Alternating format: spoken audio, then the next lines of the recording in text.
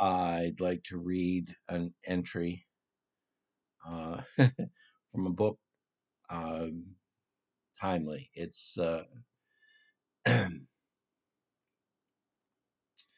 Veterans Day. My dad sent me a book when I was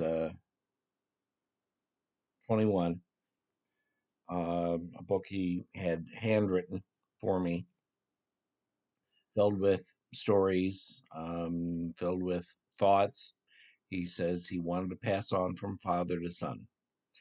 And this is one of those things.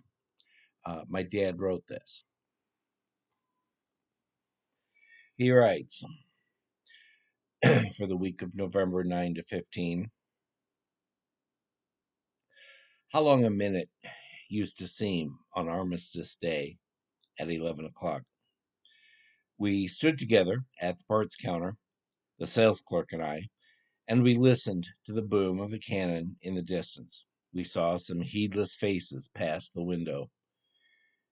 We heard the chatter of voices and the sound of moving traffic. The sales clerk's eyes were still, and her fingers clenched a small box in her hand. The minute ticked away. The clock edged across the years, the painful deaths, the mud of battlefields, the endless line of crosses, and the endless unshed tears. And when at last we turned again to face each other, the sales clerk's tears shone on her face.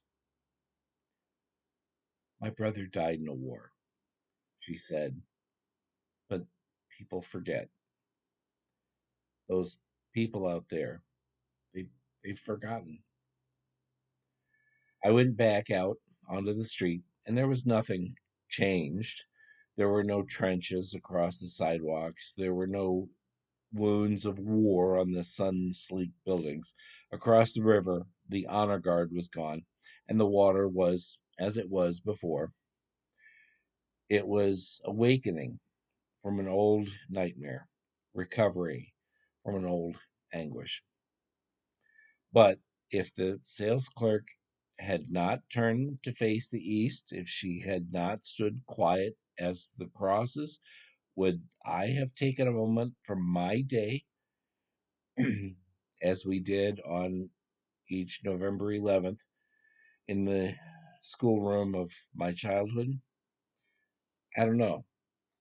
Perhaps my mind would have chosen, like the rest, to forget the cannon and the clock,